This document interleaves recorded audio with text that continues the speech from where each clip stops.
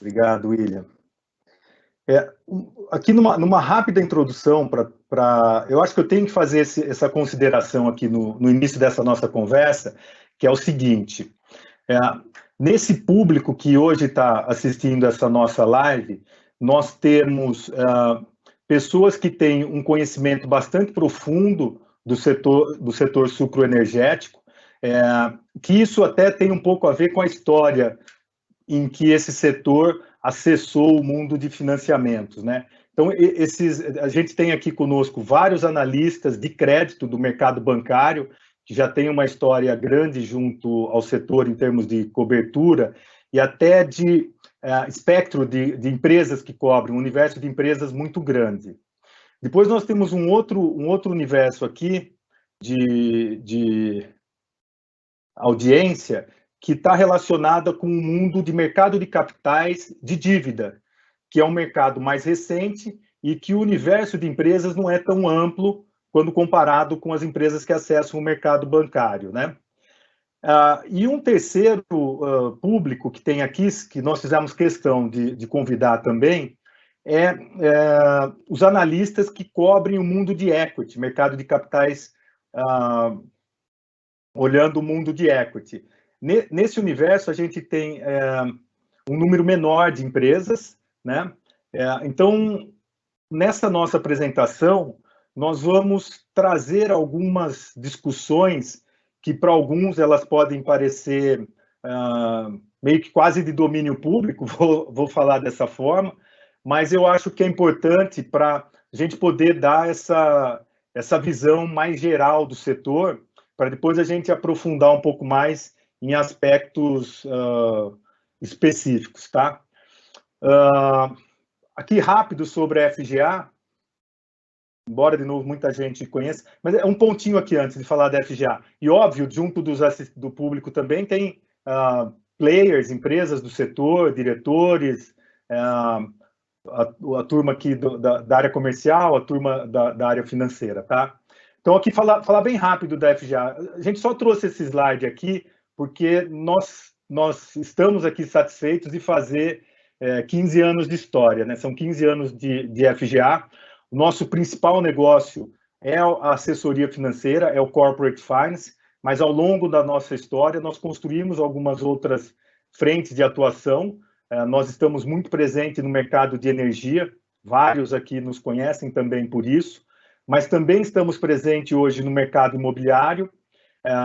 Temos uma assessoria de investimento que algumas empresas são aplicadoras junto a essa nossa assessoria de investimento, e mais recente, no final do ano passado, nós montamos a FGA Gestora. Principal escritório nosso em Ribeirão Preto, num time de mais de 50 pessoas, entre analistas e sócios, somos em 10 sócios, um modelo de partnership, e alguns grandes números, né, para quem também não nos conhece, né? Nós temos, no mundo de Corporate Finance, mais de 15 bi de financiamentos estruturados, e no mundo de energia, e esses dois são os que estão conectados com o setor sucroenergético, mais de 3 bi de reais de energia comercializada, tá? Eu vou seguir aqui, já passar a palavra para o Juliano, mas eu vou só rapidinho da agenda. Nós vamos dar esse perfil setorial, e aí para aqueles que olharem para isso e achar que talvez seja um pouco raso, ou de novo aquela questão do domínio comum, vou pedir daí um pouco de paciência, porque a gente quis passar por esse tema antes, para depois aprofundar um pouco mais nos fundamentos do setor, e aí então dar a nossa perspectiva para a safra 21-22. Merloto, segue aí, é com você aí. Beleza, Gustavo, obrigado. Boa tarde a todos. Bom, Gustavo já me apresentou, acho que muitos me conhecem aqui também sou sócio fundador. Vou tocar essa primeira parte aqui da discussão, alguns conceitos aqui sobre o setor. Depois o William vai poder falar aí, eu acho que todo mundo quer ouvir aí sobre esse ciclo que a gente está vivendo, e aí vem algumas perguntas de quanto tempo esse ciclo vai perdurar ou não, e como é que vai ser no curtíssimo prazo essa safra que se iniciou aqui no Centro-Sul. Vamos seguir aqui. Quem pode passar para mim aqui? Pode seguir, William, obrigado. Esse slide, é um slide antigo que a gente tem, e aqui ele traz alguns insights aqui interessantes sobre o setor. É um setor que cresce desde sempre, aqui a gente tem um histórico de mais de 50 anos aqui, é um setor que cresce em média aqui 5,3% ao ano, né? Um detalhe aqui que nos últimos 2 ciclos, ou aqui nos últimos 2 anos, esse crescimento foi praticamente zero, praticamente nulo, né? A gente teve ali entre 2010 e 2015 um período de intervenção nos preços dos combustíveis, que foi muito prejudicial para o setor, né? Levou a um ciclo de baixa mais longo, e a gente tem um ciclo seguinte mais benéfico, um ciclo que vai empurrar um pouco mais o setor, que foi a nova política da Petrobras, trazendo a paridade com os preços internacionais. Isso deu uma perspectiva melhor, mas ainda nesse ciclo a gente não conseguiu crescer até então um pouco do resquício do ciclo passado.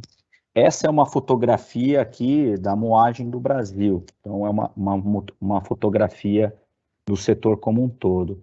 O que a gente vai discutir daqui para frente é que esse setor é um setor heterogêneo, ou seja, há uma diversidade grande entre os players, e a gente vai tentar destacar aqui alguns aspectos para mostrar ou trazer alguns insights aqui para a gente refletir sobre essas diferenças e o impacto que essas diferenças trouxeram nesses últimos anos e como é que ele vai caminhar para frente. Tá? Vamos seguir aqui. Aqui a gente já começa aqui muito breve também para discutir essa questão da diversidade. A gente já começa discutindo a diversidade regional. Então a gente tem o Centro-Sul e o Norte e Nordeste, as duas regiões produtoras do Brasil. A região Norte e Nordeste, uma região mais tradicional, mais antiga, mais açucareira, mas que nos últimos 15, 16 anos aqui praticamente não cresceu, né? E, por outro lado, a gente tem aqui o Centro-Sul, que representa 92% agora da moagem de cana na safra 2021. Essa região cresceu a uma taxa de 3,7% ao ano. Se a gente olhar aqui um pouco mais no detalhe, no Centro-Sul, por ter crescido nessa velocidade e ter alguns diferenciais, a gente encontra plantas maiores, ou seja, a escala operacional maior. Uma planta média aqui é uma planta de 2,3 milhões de toneladas contra 800 mil toneladas do Norte e Nordeste. Também há uma diferença na produtividade agrícola, né? O Centro-Sul, a gente vê R$ 78,00 por tonelada de média contra 61 do Norte e Nordeste. Aqui é uma condição agronômica e de técnica e investimento. Do ponto de vista de mix, também há uma diferença. O setor, a região Norte e Nordeste, ela sempre foi mais açucareira, então ela tem aqui possibilidade de chegar a 58% de mix contra 49% do Centro-Sul, mas o Centro-Sul tem uma flexibilidade maior para trabalhar açúcar e etanol. Com relação à mecanização, também foi feito aqui teve um empurrão de legislação, né, ambiental, e um esforço de capital aqui também, e uma condição de relevo mais favorável para que o Centro-Sul evoluísse rapidamente. Hoje tem quase 100% de mecanização contra 24% no Norte e Nordeste. Então, em resumo aqui, a gente já observa aqui uma distinção entre regiões, e daqui para frente a gente vai olhar agora em relação aos próprios players. Aqui, de novo, o Gustavo e o William, se vocês quiserem complementar algum ponto, fiquem à vontade aqui. Vamos seguir. Um outro aspecto que a gente gosta de discutir é que essa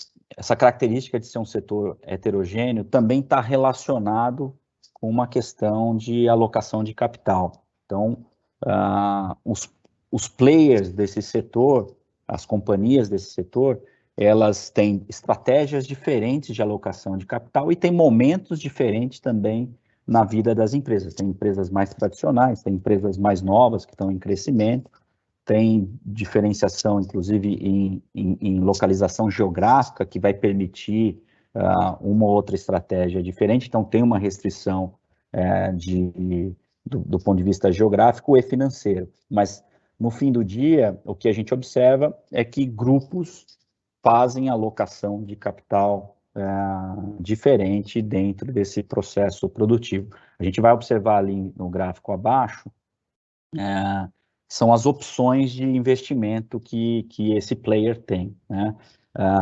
O número de cima é o número em reais por tonelada, o número dentro da barra é o número em dólares por tonelada.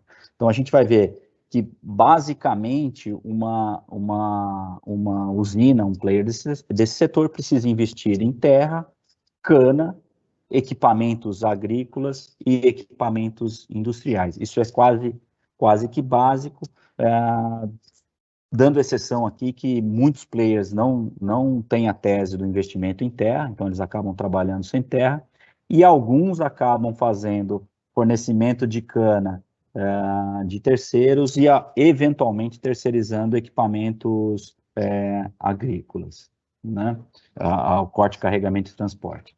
Adicionalmente, a gente tem aí agregar a fábrica de açúcar, cogen e o nível de armazenagem que esse player quer colocar, e aí a gente já tem mais aí capital alocado, e a gente teria um total aí para fazer uma planta full, com terra, com toda a cana própria, a gente teria em torno, um pouco acima de $200 por tonelada de cana para fazer de investimento, né? Se a gente descontar aí, olhando um player tradicional, se a gente descontar a terra e esse player descontar uma parcela da cana, que acaba sendo uma cana de fornecedores, a gente chega aqui num custo estimado de um greenfield de um pouco acima de $100 por tonelada, ou R$580 por tonelada.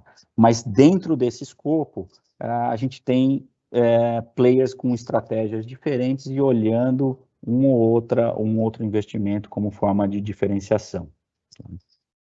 E isso vai se, obviamente, vai se refletir em desempenho operacional, financeiro e de geração de caixa e retorno sobre capital alocado, que a gente vai ver mais à frente.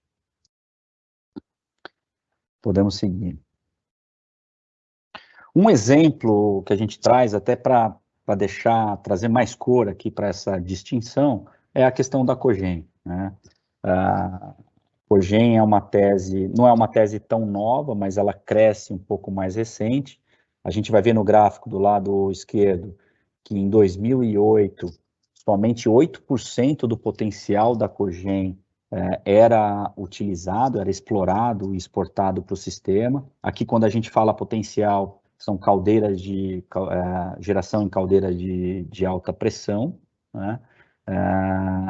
E houve um crescimento rápido de 2008 até 2015, 2014, 2015, e depois a gente também, assim como o setor, a gente vê nos últimos anos uma estabilidade maior. Aqui porque nossa leitura aqui é que, de fato, não houve crescimento de moagem no todo, então se dificulta um pouco essa expansão de geração.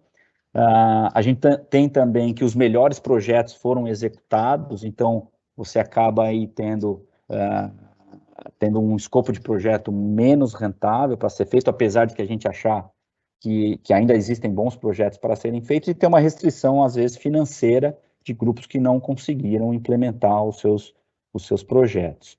Do lado direito, a gente consegue olhar essa distinção, né? Aqui é quanto cada grupo exportou por tonelada de cana moída. A média aqui da nossa amostra, que é uma amostra aí de quase 60% da moagem do setor. A gente consegue observar que, em média, o setor exporta 43, 44 kWh por tonelada de cana moída, e a gente segregou aqui alguns players conhecidos, os maiores aqui, Raízen, São Martinho, estão próximos da média, e aí a gente tem as empresas que investiram um pouco mais, aí caso da Jalles, a Deco, Cerradinho, os dois maiores ali, inclusive são clientes nossos, Cerradão e WD, são empresas que compraram melhor essa tese, ou tinham plantas próximas, ou tinham projetos com uma rentabilidade maior, ou plantas novas, eventualmente. Tem uma questão de restrição de conexão aqui também,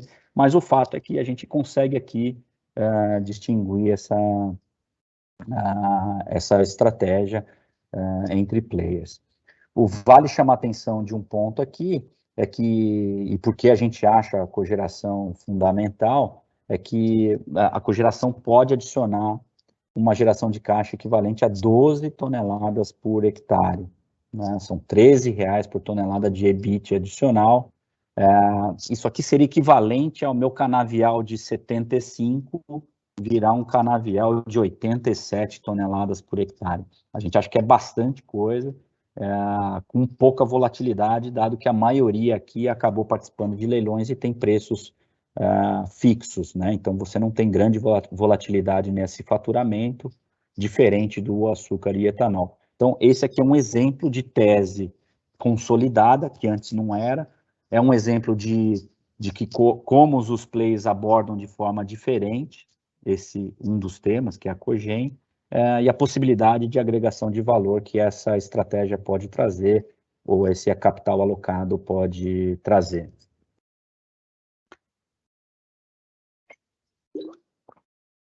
Seguindo.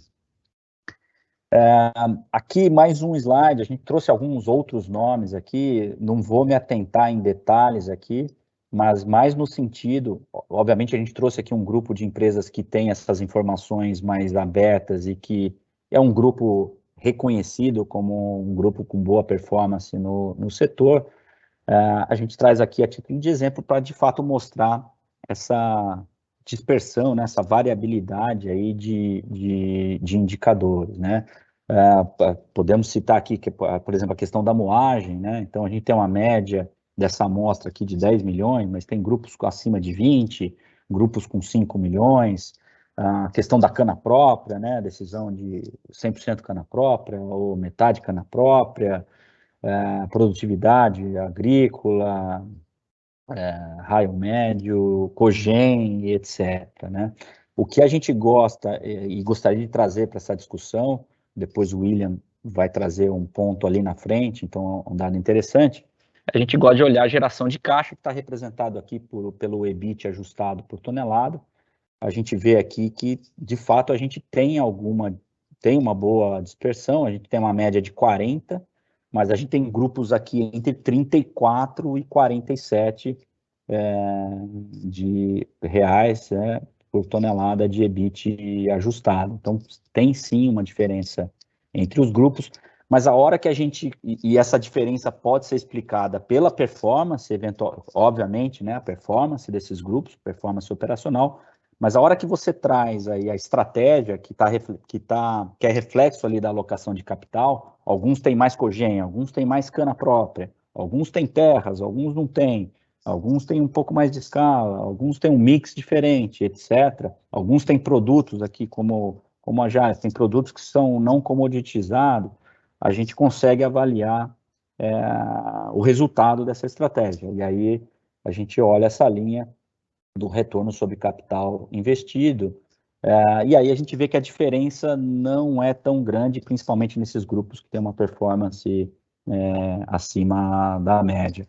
A diferença entre eles não é tão alta. Então, sim, a gente gosta de olhar EBIT, EBITDA, mas a gente tem que levar em consideração o capital alocado e essas estratégias de alocação e olhar daí o retorno de capital para ver se efetivamente esses grupos estão acertando a mão na condução dos seus negócios e talvez explicar aí por que cresceram ou não, ou porque não cresceram ou não saíram do lugar.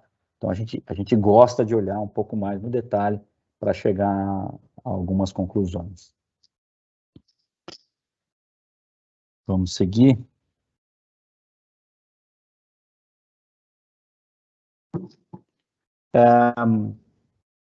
Um outro tema que eu acho que também aí acaba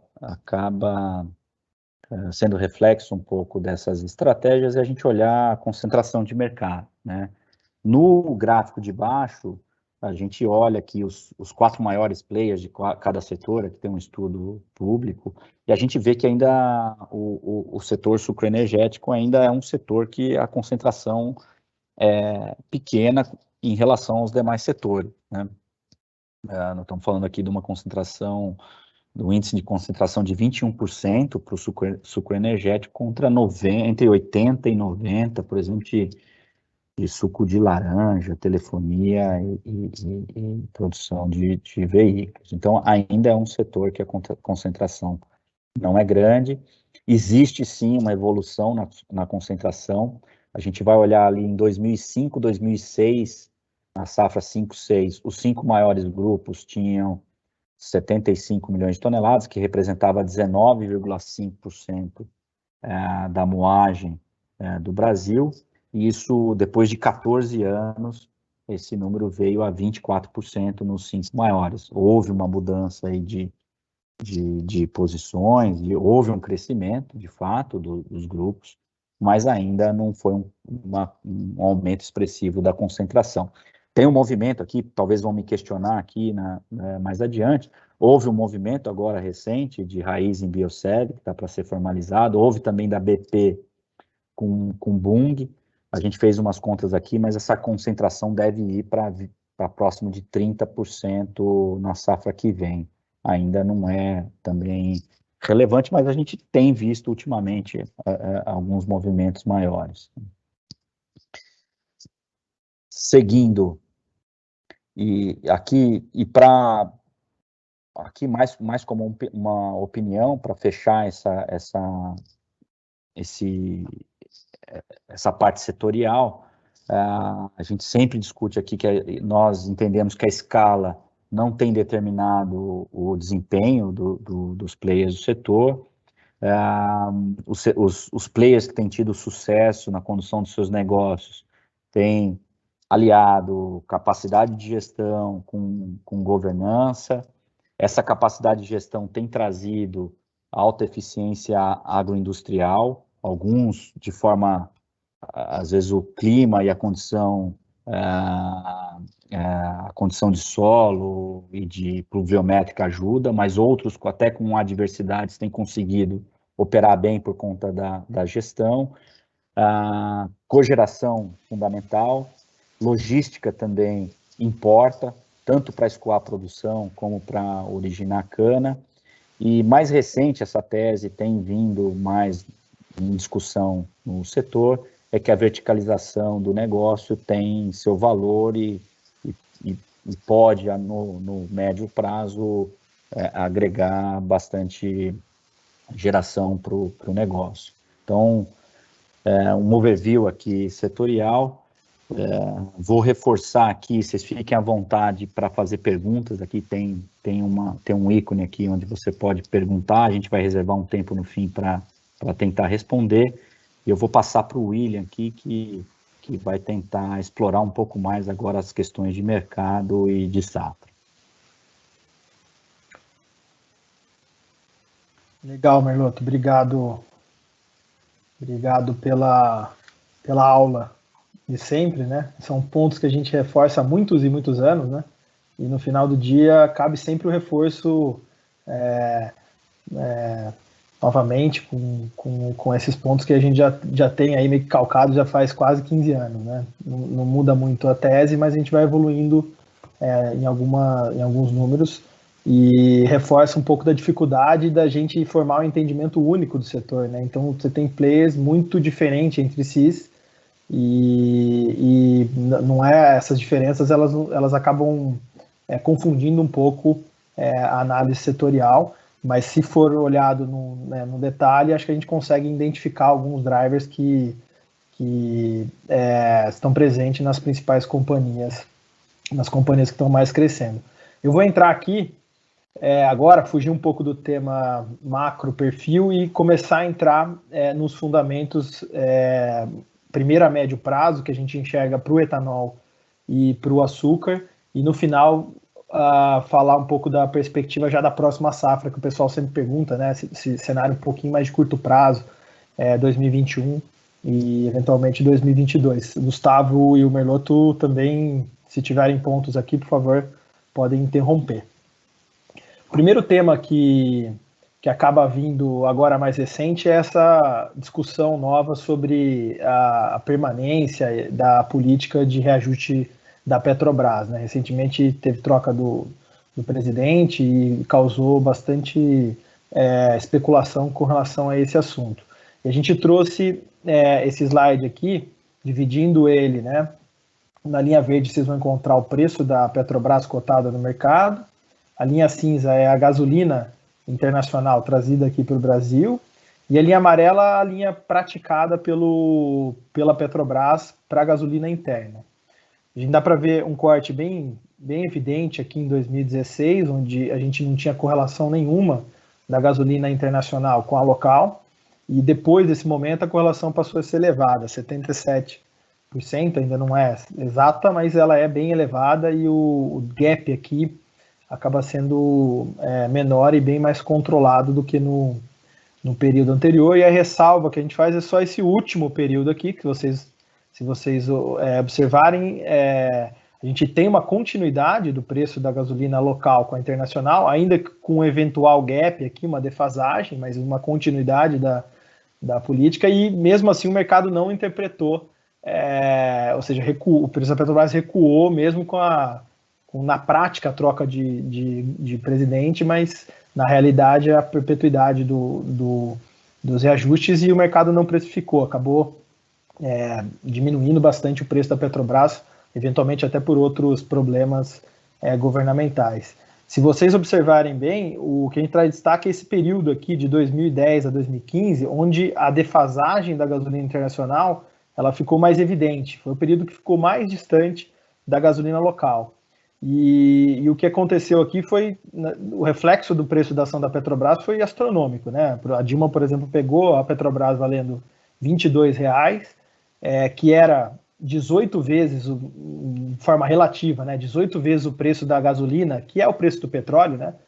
Internacional, e acabou entregando o mandato com R$8 o preço da ação, 8 vezes o múltiplo, ou seja, ela basicamente suprimiu menos da metade do valor da Petrobras com essa estratégia.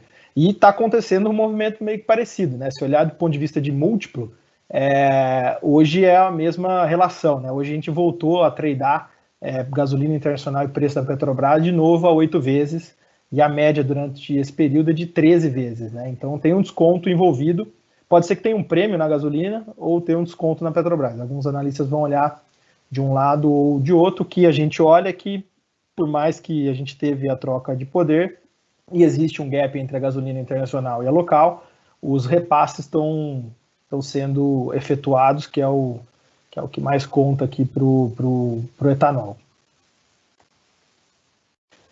Do ponto de vista aqui do RenovaBio, aí falando também de governo, a gente traduziu aqui um pouco dos mandatos, né? Esses aqui são os mandatos que o RenovaBio tem com relação à meta de descarbonização. E a gente fez as contas aí, projetando crescimento de milho, crescimento de biodiesel, porque isso tudo conta na meta do RenovaBio, e chegou aqui num número estimado para quanto teria que ser a produção de etanol para suprir essa necessidade do RenovaBio. E a gente chegou aqui, primeiro, o período de 2001 a 2004 ele é um período relativamente tranquilo, você vê que a meta não sobe tanto e a produção tem um estoque anterior para atender, mas já que em 2025 e 2026 parece distante, mas a gente lembra que para construir uma unidade são no mínimo 3 anos, então a gente não vê aumento de capacidade, dado que não tem nenhuma usina sendo lançada aí, não vê aumento de capacidade até 2024 de maneira a expandir a produção local de forma significativa. A meta prevê aqui uma necessidade de um crescimento de 82% da produção atual, um CAGR de 12,7 vezes, crescimento anual de 12,7 e um valor nominal de 22 milhões de metros cúbicos de etanol. Então, um volume bem expressivo aqui por um período de tempo que parece ser grande, mas para investimento nesse setor ele é relativamente curto.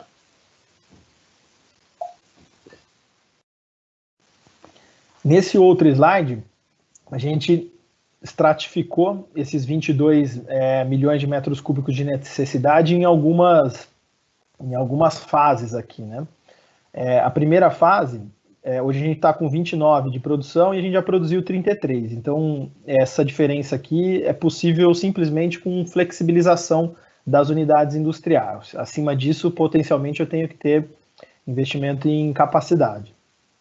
Mas o fato é que, para 2026, nesse mesmo período da demanda de um corte na demanda do RenovaBio, para a gente continuar com o atendimento, né, com o share do etanol na frota total do patamar que ele está atual, que é 34%, e lembrar que essa conta se equilibra, né, o 68% de paridade, ele equilibra os 34% de participação do etanol na frota flex. Ou seja, para eu manter esse percentual, daqui a 6 anos, eu precisaria ter, naturalmente, evolução natural das frotas flex e crescimento, 7,3 milhões de metros cúbicos.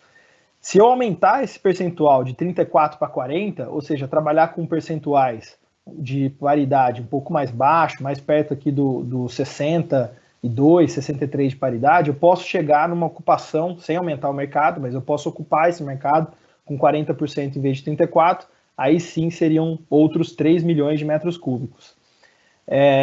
Quando a gente compara com aquela meta anteriormente traçada, eu preciso basicamente do dobro, né? Eu preciso de mais 11 milhões de metros cúbicos para atender toda a demanda do RenovaBio, para vocês verem, né, o grau de intensidade que a gente teria que ter de aumento, né, de oferta para atender essa demanda, né, de descarbonização da matriz, que é uma demanda nacional, mundial, legítima, né? Então, um crescimento aqui de 75% de onde a gente está hoje para um patamar ali de 5 anos, crescimento bastante expressivo do etanol. Quando a gente olha para o mundo, a primeira coisa que a gente vê é os mandatos de mistura de etanol sendo cada vez mais adotado. Recentemente, a China ampliou o mandato, a Índia ampliou o mandato para 10% e autorizou, inclusive, a comercialização do E100, né, que seria o etanol puro, direto para os carros. Agora os carros precisam sofrer adaptação para receber esse tipo de combustível e trocar a frota lá, né? Então é um processo mais de médio e longo prazo, mas não é exclusivo de alguns países, sim, da maioria dos países, essa adoção do etanol como aditivo acaba melhorando muito a questão das emissões, né, de CO2 por quilômetro quadrado, e isso vem ampliando ao longo do tempo. Quando a gente faz uma conta aqui, né, do que a gente teria de demanda se o mundo passasse a usar 10% de etanol no combustível, em vez dos 4,2 que usam hoje, na média, a gente chega numa demanda adicional perto de 100 milhões de metros cúbicos. Considerando que o Brasil já atende hoje 30% dessa produção e poderia continuar atendendo, se a gente atendesse os 30% desses 180 milhões de metros cúbicos, seriam outros 31 milhões de metros cúbicos de demanda adicional nesse horizonte aí de médio prazo, né? 4, 5 anos que pode acontecer. 31 milhões de metros cúbicos basicamente é o dobro da demanda da produção atual brasileira, né? Então teríamos que dobrar para o RenovaBio, quase dobrar para o RenovaBio e dobrar de novo para atender o mundo. É um número bem interessante do ponto de vista de demanda. Do lado aqui das emissões de CO2, né, o etanol ele acaba se configurando e se comportando como um combustível que tem vantagens quando se considera todo todo o processo de produção, né, com relação à gasolina pura e eventualmente até alguns veículos que têm a matriz um pouco mais suja do que a brasileira, né, acaba emitindo bem menos emissão de CO2 por quilômetro rodado. Então, do ponto de vista de etanol, era isso. E nós vamos entrar em açúcar agora, que vive um momento muito bom de preço, né? E a gente quis trazer até o etanol primeiro para reforçar a tese de que essa troca, né, de produção de açúcar e etanol não vai ser tão fácil, né? Então, muitos alegam, não, essa produção ela vai acabar migrando para o etanol de uma maneira natural e atender essa demanda. Mas aqui, quando a gente olha para o lado do açúcar, a gente vê também necessidade de açúcar e muito possivelmente esse açúcar vai ter que ser brasileiro. Um ponto de destaque que a gente traz aqui para o ciclo atual é essa desvalorização da moeda. Isso ajuda muito o produtor brasileiro. Quando se compara com os principais países produtores de açúcar, Índia, Tailândia, Austrália, Europa, a gente vê que a gente desvalorizou nossa moeda nos últimos 2 anos em 40%, enquanto que o maior player desvalorizou em 2%. Então, nós ganhamos essa vantagem competitiva para quem, obviamente, não estava com dívida em dólar e tudo mais, mas, naturalmente, do ponto de vista de preço, nós estamos um passo à frente dos nossos competidores. E dá para observar bem nesse gráfico. Esse gráfico é um gráfico que já trouxe em algumas ocasiões, que reforça como foram os ciclos de açúcar lá o de 2010, 2012, o ciclo de 2015 e 2016 e o ciclo atual, o ciclo de alta de açúcar. O que a gente gosta de reforçar é que, diferente dos ciclos anteriores, ali em 2010, 2012, em número índice aqui, né, nós trouxemos aqui a série do Brasil convertida para reais e a série dos 6 maiores países convertido para moeda local em valor real, né, em valor descontado de inflação. Em base 100, aquele ciclo de 2010, 2012, ele foi muito bom, foi 2 vezes maior do que a média para os outros produtores, né, para os produtores internacionais, não para o Brasil. Para o Brasil até que foi bom, foi 60% acima da média, mas foi muito melhor para eles. E quem ocupou esse mercado, a maior parte, né, da expansão de produção, ela foi feita nos outros países e não no Brasil. O ciclo de 16, 17, ele foi um pouquinho melhor do ponto de vista de competição. Ele foi tão alto quanto aqui no Brasil, né, chegou a bater 160, 150 aqui de número índice, 50% maior do que a média histórica, e para os outros países formou um ciclo de alta muito parecido. Então a produção ela veio dos 2 lados, ela veio do Brasil e veio também dos outros players. Já um momento recente, por questão principalmente da desvalorização cambial que a gente colocou ali atrás, olha como é diferente o ciclo de preço para o produtor brasileiro e para o produtor mundial. Então, nós estamos vivendo aqui cenários, a gente chegou a bater 174, né, 74% acima da média, hoje a gente está quase 40% acima da média histórica brasileira, e para os outros players eles estão 30% abaixo da média deles. Então,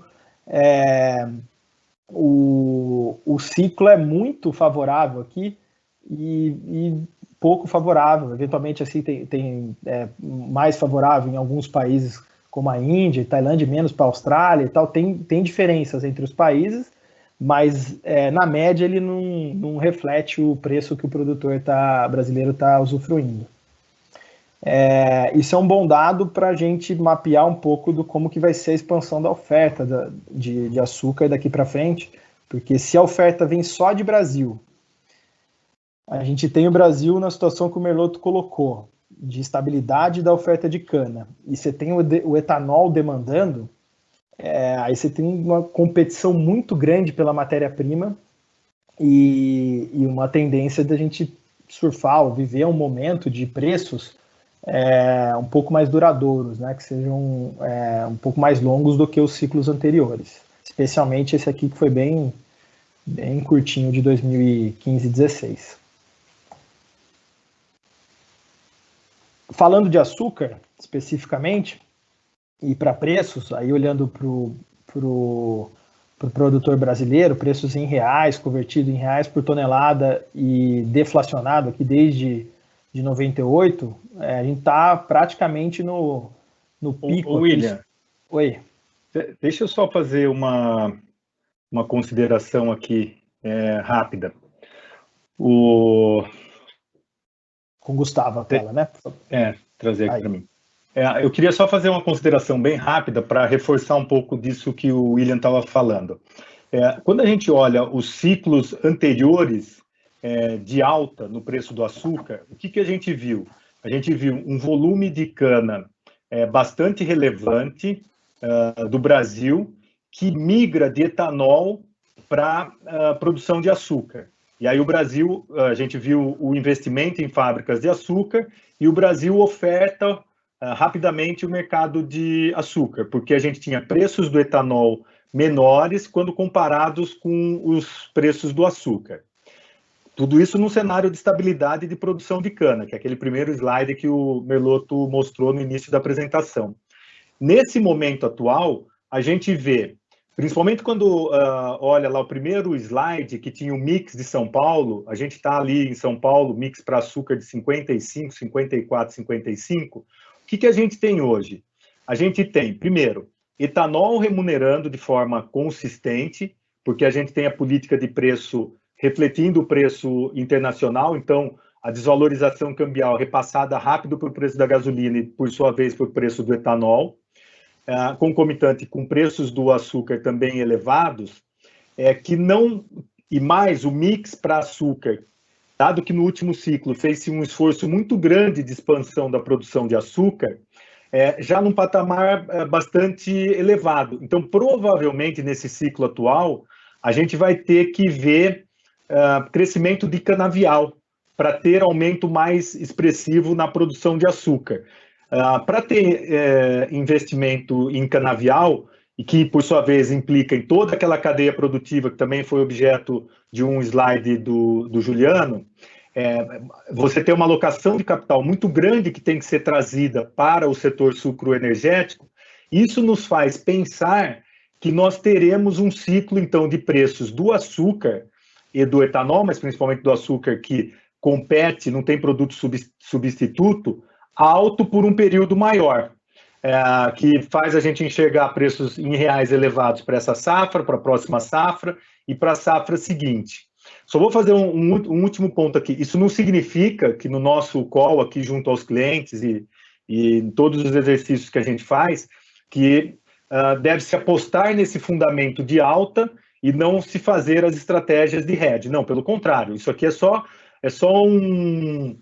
uma sensibilidade para dizer, temos um ciclo de alta, parece que consistente, por 2, 3, 4 anos, mas ao mesmo tempo mantenha-se a disciplina de participação nesse mercado de ciclo de alta para ter fluxo de caixa positivo em patamares superiores por um prazo mais longo. Só isso, William, devolvo para você, tá? Exato, legal, obrigado, Gustavo. E aí, confirmando um pouco dessa situação, né? Se olhar para as telas futuras, a gente tem essa estabilidade de preço, basicamente acima de R$2.000 a tonelada para 2022 e até 2023, né? Estamos falando de 3 anos de ciclos bons de preço e olhando de maneira histórica, a gente está falando de muito próximo do preço máximo aqui da série. Voltando aqui, preço equivalente de etanol de 2,41 o litro. A gente vai guardar essa informação, mas a tela hoje paga praticamente 3,40 no preço de etanol. Esse aqui é quase uma confirmação do que o Gustavo apresentou. Para a gente investir em açúcar, precisa ter prêmio. Então, o preço está alto do açúcar, então vai ter produção adicional de açúcar. Mas não tem prêmio de açúcar. Então, o prêmio de açúcar, na safra passada, médio, ele foi 17%. Ele bateu 40%, mas na média ele foi 17%. Hoje ele está 12%.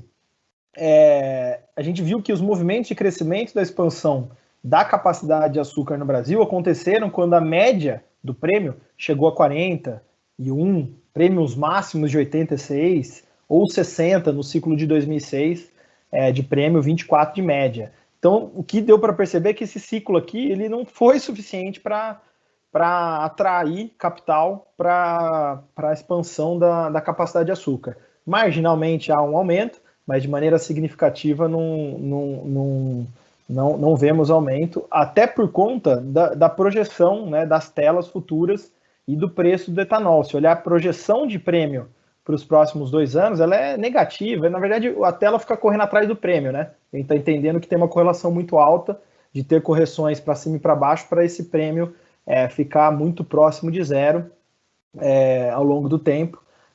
Ou seja, não estamos vendo movimento e nem expansão da capacidade de açúcar. Mas o que é interessante aqui desse gráfico é o gráfico abaixo aqui, que mostra a combinação dos preços de açúcar e de etanol. Então ele traz numa média brasileira, né, essa combinação. Então, se vocês observarem bem, os 2011 e o 2016, nos gráficos anteriores, eles eram o pico, eles eram o topo da série, porque o açúcar estava remunerando R$2.200, R$2.300 por tonelada. Quando você olha o ciclo atual, a gente ultrapassa esse pico.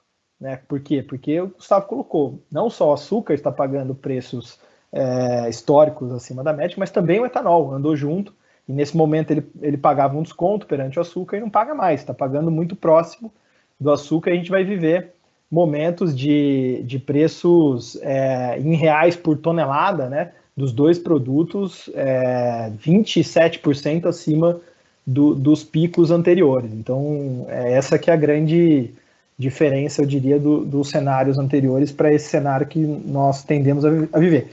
Uma observação cabe aqui na 21-22, onde os preços da média do setor ele tá muito fixado, né? Então os players acabaram fixando muito açúcar, enquanto o preço estava no movimento de alta.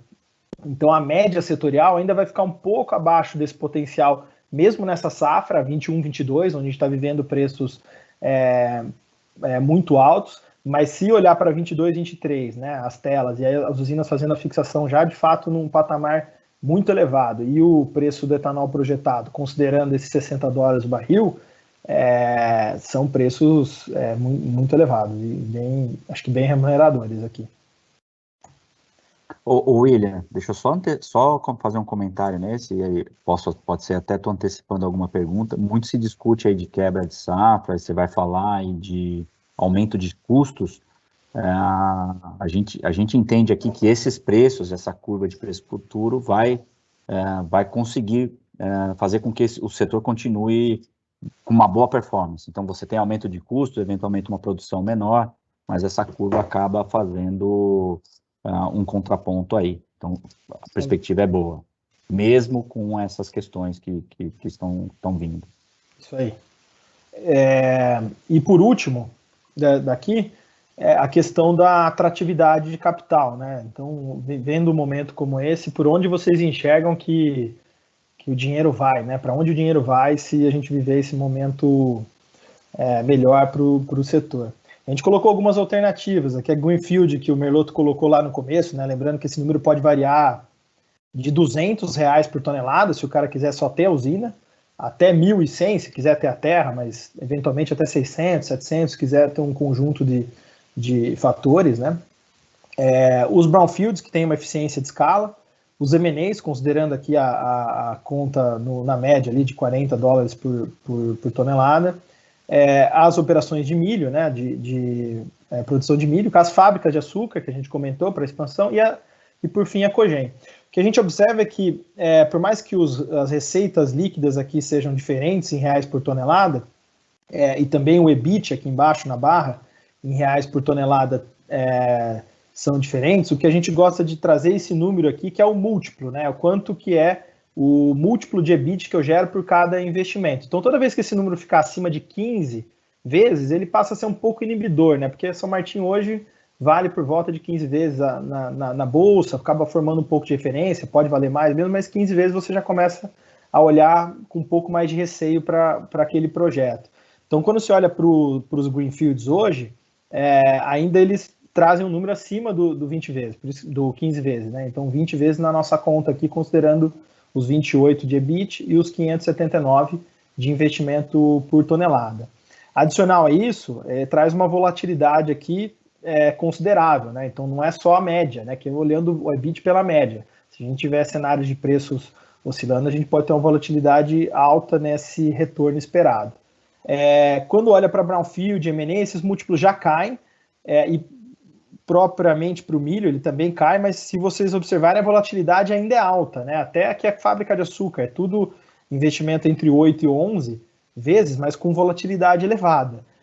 A gente gosta de olhar sempre para o potinho feio aqui, cogeração, que traz às vezes, na verdade, o múltiplo aqui é melhor, né? Quanto menor, melhor, né? Então, a cogeração é o contrário, né? Ela traz um múltiplo interessante de 7 vezes o EBIT, e além disso, ela traz uma volatilidade muito menor. Então, quando você considera o retorno por risco, a gente entende ainda que os projetos de cogeração ainda vão ser bem avaliados aí nesse contexto, ou as plantas que não conectaram, ou as que conectaram, ampliar um pouco a base de cogeração, né, de expansão, para olhar esses projetos. Aí cabe olhar cada caso é um caso aqui, né, desse múltiplo e explorar o assunto, mas esse que é um pouco desse resumo. Não entendemos que vamos ter uma expansão grande nem em Greenfield, eventualmente pode ter Brownfield e M&A, né, eles trazem múltiplos mais atrativos.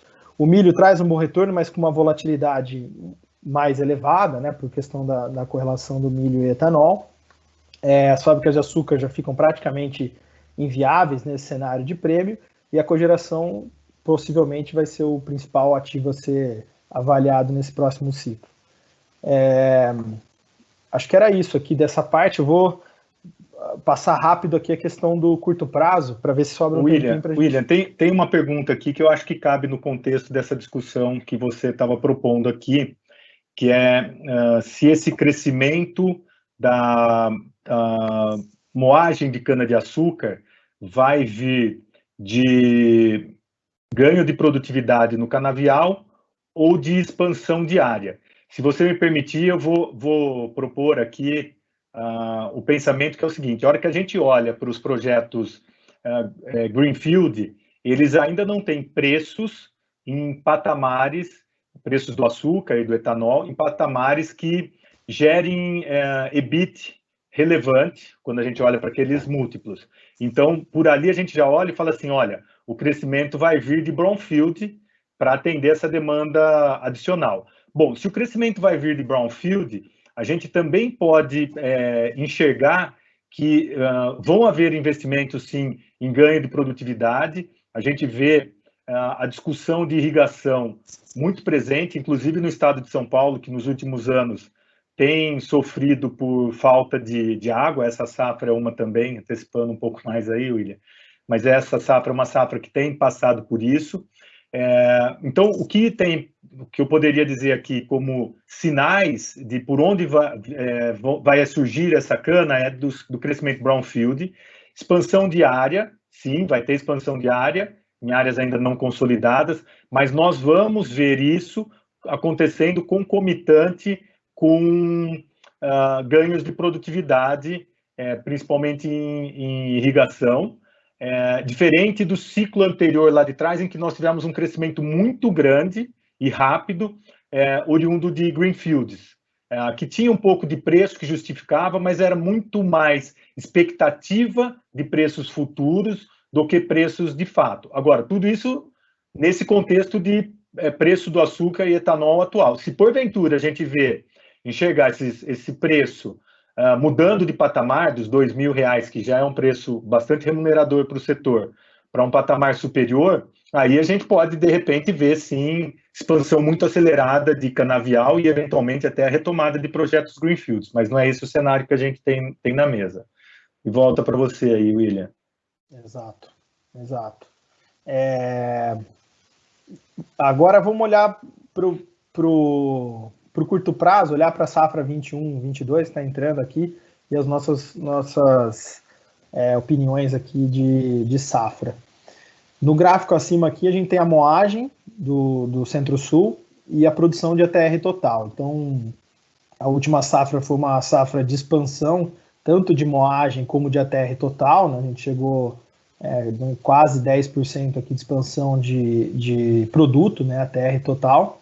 E para o ano que entra agora, a safra 21-22, a gente tinha uma queda de 6% dessa produção, uma combinação de 3% de queda de cana com 3% de queda de rendimento em ATR. Esses 6%, eles, na nossa opinião, vão acabar refletindo muito mais forte no etanol do que no açúcar. Por quê? Porque apesar da demanda que a gente passou pelo fundamento do etanol, a gente tem ainda algum prêmio no açúcar. Então, você não tem investimento, né, marginal a fazer, o prêmio que for 5, 6, 7, e hoje está em 12%, mantidos o cenário de preço atual, nós entendemos que haverá ainda a priorização do mix para açúcar, alcançando aqui 37,4 milhões de toneladas de produção no Brasil, no Centro-Sul. Do ponto de vista de etanol, uma retração de 6%, como um reflexo, né, desse direcionamento aqui para o etanol. E aqui é o dado mais enfático do gráfico, que quando olha só para o etanol hidratado, que é aquele que vai mexer no preço do combustível, em função aqui do aumento da nossa projeção de produção de anidro, né, em função do ciclo Otto crescente, a redução ela pode chegar em 18%. A gente já teve uma redução bastante expressiva na safra passada, caindo de 22 para 19 praticamente, e nesse cenário, de novo, o hidratado deve ser o produto que deve ser menos priorizado, com uma redução expressiva de 18%. Antes de chegar no preço da próxima safra, a gente quer fazer um pouco do backtest aqui, e a gente recuperar o ano passado, né? Como é que foi o ano passado, e o que a gente previa aqui, o Gustavo estava nessa live, e o Juliano também, de abril de 2020, no meio do Covid, cenário bem difícil de projeção, catastrófico até, diria, e a gente acabou cravando ali 1,92, mesmo a BMF naquele período estando projetada a 1,84, e muitos players falando em 1,60, 1,70 em determinados momentos. A gente acabou projetando 1,92, e pelos movimentos de aumento de gasolina ao longo do período, né, a projeção era com aquela gasolina daquele momento, e também um pouco melhor de paridade, mais reação do consumidor a esse preço melhor, e um pouquinho de margem, a gente chegou em 2,32. Então a safra acabou fechando o ano passado com média de R$ 2,32 reais por litro para o produtor. Isso deu uma paridade aqui de 68% da gasolina durante todo o período.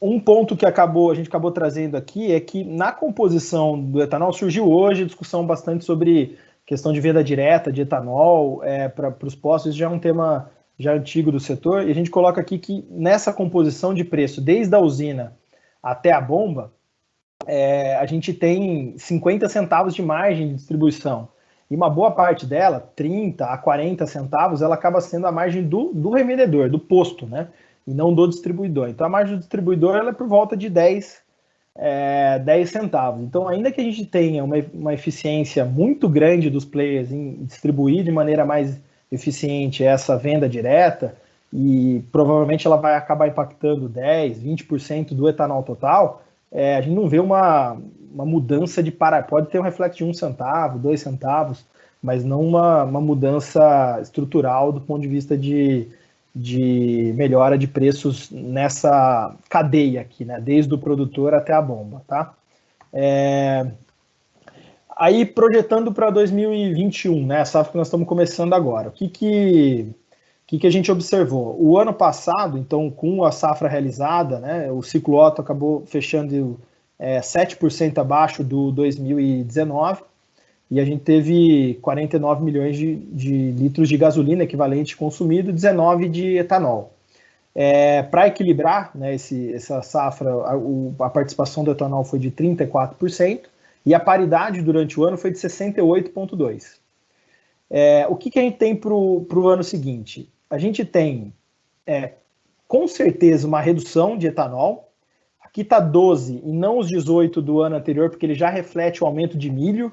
Então está um pouco menor do que os 18 de queda de produção. Mas é uma queda, 12, 15, 20, alguns olham, mas vamos ter uma queda de produção de etanol. E o ciclo Otto, ou seja, a demanda por combustível, ela vai ser maior, né? Porque o ano passado foi desastroso, especialmente nos meses iniciais safra, abril, maio, junho. Então, questionável se ela vai ser muito melhor que o 5, né? Porque caiu 7% no ano anterior. Então, se a gente voltar à normalidade, esse número seria 7 positivo. A gente acha que não volta à normalidade, mas vai ser um pouco melhor do que foi o ano passado. Mas o fato é que o balanço é positivo aqui para o etanol, ou seja, com certeza a queda na produção é maior do que o número que a gente tem de ciclo Otto. Então, a gente é capaz aqui de cravar de que a paridade é de 68 para cima. Não estamos enxergando paridade menor do que 68. Né? Não tem cenário ainda, né? Vamos ver Covid aí, estamos caminhando, mas principalmente se a gente imaginar que vai ser pelo menos igual ao ano passado, a gente não vê hipótese de paridade menor do que 68, que foi a da safra passada, dado que o meu share ele pode cair de 34, que foi da safra passada, para 28 nessa série aqui. Eu vou voltar aqui, fazer para voltar aqui para vocês lembrarem daquele 28 aqui, do slide anterior, que vai mostrar que a gente não teve, não está aqui, depois a gente olha aqui, mas assim, o 28 ele é praticamente um recorde do ponto de vista de share, né? Recorde para baixo, né? Então a gente tende a ter paridades muito próxima de 70% da gasolina. A gente está com 69,4 aqui estimado, considerando 69,4 e a gasolina projetada para a safra, né? A gasolina hoje, o petróleo está mais do que 64, mas quando você considera a curva futura, ele cai um pouquinho, então $64 o barril, traduzido para a gasolina A 2,56 e para a gasolina C 5,16.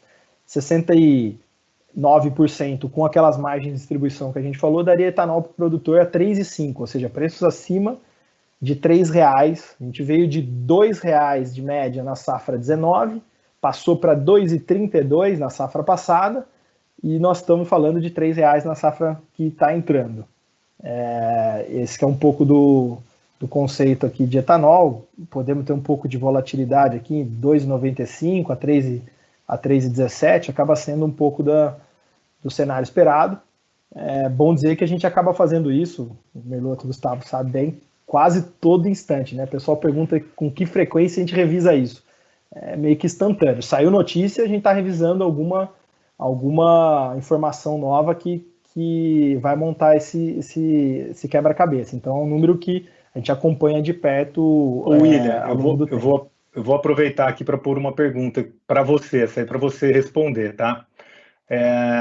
Perguntaram sobre o impacto do carro elétrico no mercado de combustíveis, como isso deve se dar. Essa pergunta, sim, ela é interessante porque eu sei que o time estudou bastante essa questão, então ela está levantada aí para você. Nós, assim, haverá um impacto, né? Estamos tentando medir o tamanho desse impacto no mercado local. O ponto é que a gente tem um tempo para amortecer, o setor ele faz, né, consegue fazer as migrações de açúcar e etanol ao longo do tempo. Se a gente, né, coloca isso, se a gente travasse a hipótese de que a gente vende 100% de elétrico a partir de 2022, essa frota ela vira elétrica nos próximos 25 anos ainda. Então, você tem uma mudança muito devagar dessa frota, mas o que eu trago de contraponto, Gustavo, é todo o lado, né, de inocupação do elétrico na sua totalidade e essa presença do etanol cada vez mais forte no resto do mundo também, né? A gente fez a conta aí de um Brasil, se fizer 10% da gasolina. Se a gente reduzir a gasolina, né, o montante de gasolina consumido pela metade, ainda assim nós vamos ter expansão nos próximos anos, porque os carros, a frota continua aumentando. Então, eu acredito que inclusive o elétrico pode destravar um pouco essa onda de automação e eletrificação, pode destravar um pouco da questão de tráfego urbano, né, e ajudar inclusive na melhora, na verdade, da aquisição de carros, né, por habitante, que hoje está num nível, principalmente para as grandes cidades, inaceitável de expansão. Então, tem esse contraponto de proteção para o lado do etanol. Mas é um tema bem quente.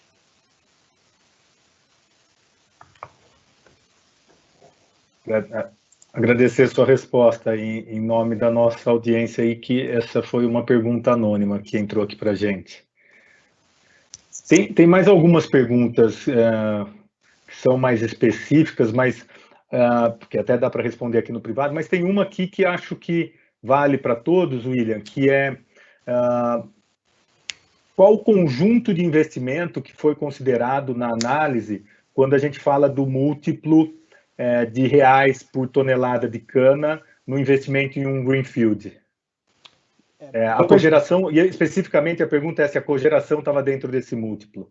Estava dentro. Se você voltar no slide que o Merlotto apresentou lá no início, vocês vão observar que os 579 que ele chegou, excluído a terra, que basicamente dobra o montante que você investe na cana, então muitos players não investem na terra ou investem em empresas dos sócios, né, não da própria usina, e tirou uma parte da cana própria, só. Então, os 579 acabavam incluindo uma cogeração. Então, tem o escopo... Lembrar que é o escopo médio de preço, né? Obviamente, você tem custo de formação de canavial diferente entre os players. Você tem a questão da irrigação, que você colocou bem, que pode aumentar ou diminuir um pouco desse múltiplo. Então, olhando para ela média, a gente chegaria nos 579 para uma planta convencional, que seria uma planta com a cogeração na média e com a cana própria também na média, que é os 68%.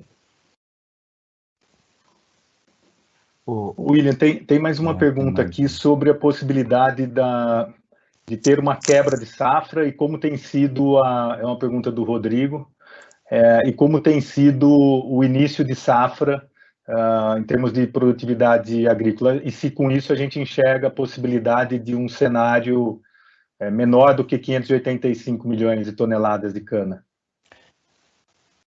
Boa pergunta. Bom, as unidades acabaram atrasando a safra, né? Então, a gente tem pouca amostra ainda para a gente cravar que a gente tem um número menor, porque o 585 ele já reflete uma queda comparado com o 605 da safra passada.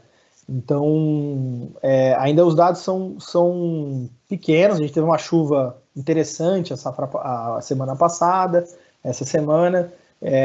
Vai depender um pouco dessas chuvas de abril, que é o final do ciclo, né, de crescimento da cana, para definir se a gente tem um cenário pior do que esse. Eu diria que se a gente chover na média, a gente teria esse aí. O problema é que quando olha para trás, a gente está abaixo da média. Então, pressupõe-se que esse cenário vai ficar seco, inclusive no abril e maio, e a gente teria menos cana. Então, para ficar com atenção ao indicador, ele pode sim ter uma redução ao longo do ano, agora desse início desse ano, Gustavo. O William, importante também, essa seca não foi uniforme, né, no Centro-Sul, tem regiões que não foram afetadas, né, isso também pode amortizar um pouco essa questão do impacto da seca.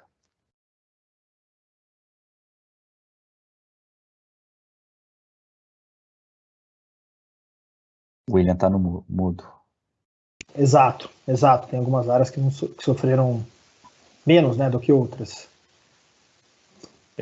Antes de fechar, tem mais uma pergunta aqui sobre por que é que a produção de etanol neutro não aumenta, dado que os preços são bem remuneradores. Eu vou até trazer para a minha resposta. O meu entendimento aqui é que os preços estão bastante remuneradores. Se olhar num ciclo de tempo mais longo, principalmente se a gente vir para o tempo anterior da entrada do Covid, que trouxe demanda mais acentuada para etanol ou outros fins, esse prêmio não era tão relevante.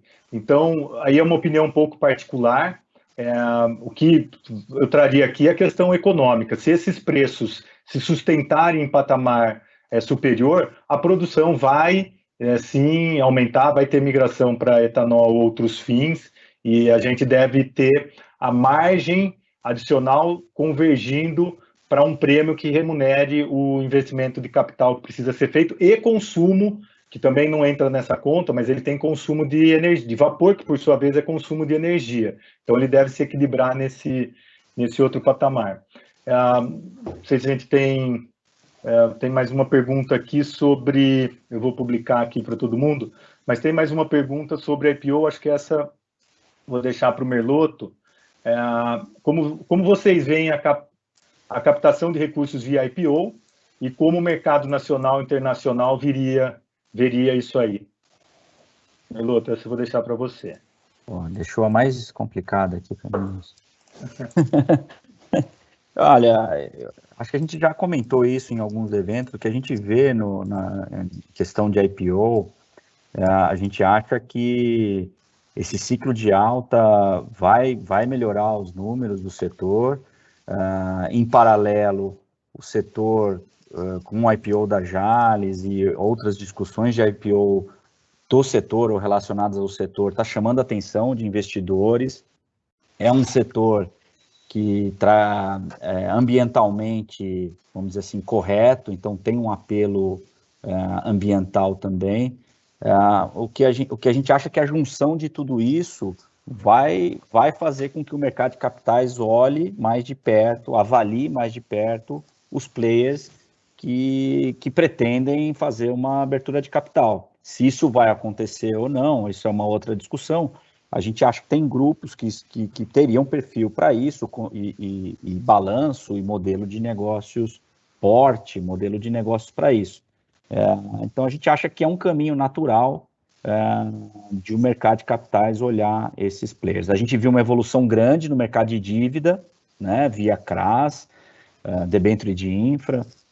Então, o mercado de capitais tem estudado mais, tem comprado papéis de açúcar e etanol, e a IPO pode ser um próximo passo. Então, difícil falar muito do futuro, mas a gente acha que as condições estão melhores do que há anos atrás, inclusive com conhecimento setorial, e a nossa proposta aqui é ampliar esse conhecimento, esse exercício que a gente tem tentado fazer aqui, é de levar um pouco mais desse conhecimento do setor para ajudar no seu desenvolvimento.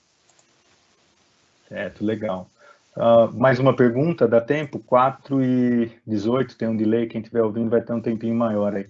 Mas aqui tem uma pergunta sobre tomar dívida em dólar ou reais, qual o mix e qual percentual vocês imaginam para o setor? Quer, William, responder essa aí? Dólar mata economista, né? Não, mas qual a melhor estratégia? Dólar ou reais? Né? E qual o mix?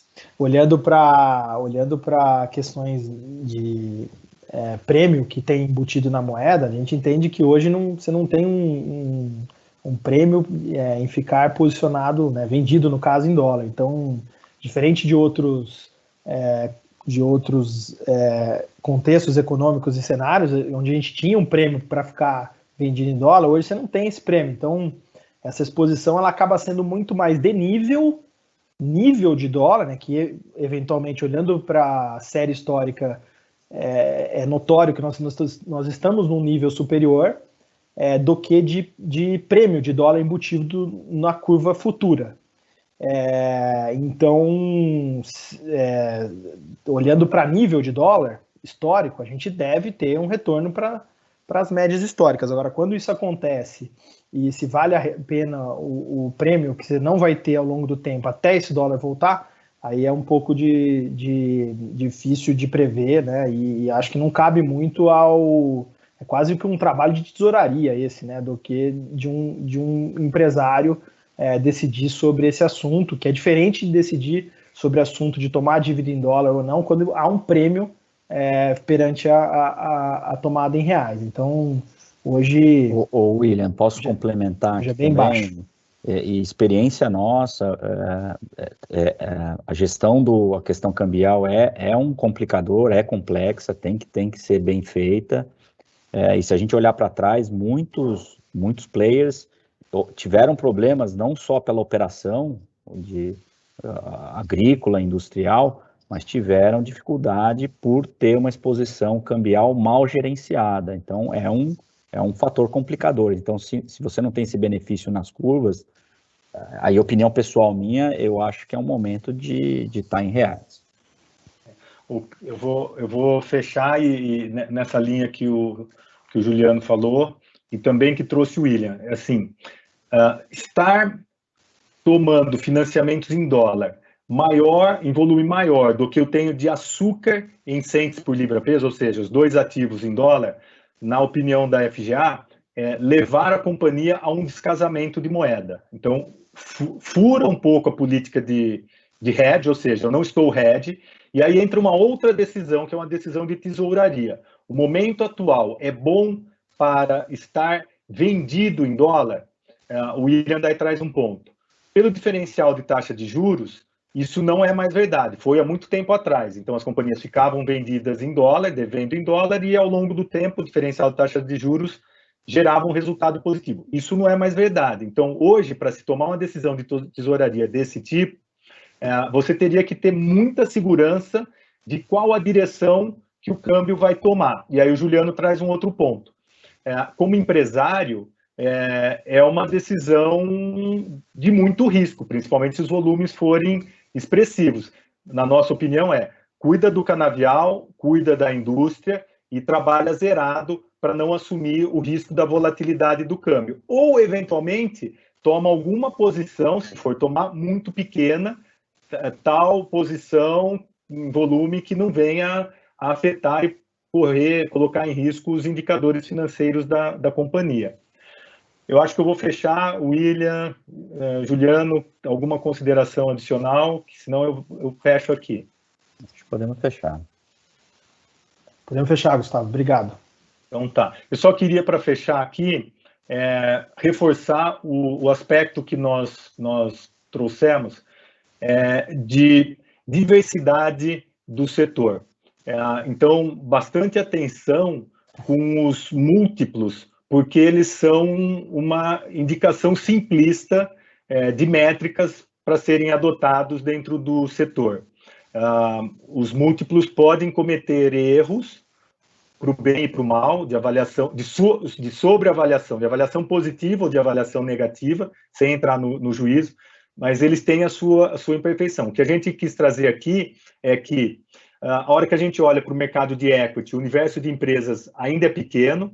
Nós aqui pela FGA vamos continuar trazendo, e estamos à disposição, inclusive, para discussões individuais, a informação de que o universo é muito mais amplo de empresas que podem ser observadas com performances distintas e com estratégias distintas, e mais de uma estratégia pode se mostrar vencedora dentro do setor, né? Então, acho que é isso. Agradecer a presença de todo mundo que ficou ouvindo a gente aí por 1h20 e reforçar aqui que continuamos à disposição, como a gente sempre esteve, para conversas individuais. Quem tiver interesse, nos chama, a gente marca para bater um papo, tá bom? E sobre a disponibilização do material, para privilegiar a audiência, a gente vai segurar um pouco tanto a publicação da apresentação do vídeo que está gravado, como do material, para exatamente privilegiar quem ficou aqui conosco por 1h30, quase ouvindo a gente falar. Mas mais à frente, daqui 10 dias, a hora que esfriar um pouco, a gente dá publicidade tanto à apresentação, ao vídeo, que para quem não assistiu, como ao material. Obrigado e bom resto de tarde aí para todo mundo. Obrigado a todos aí. Boa tarde. Abraço.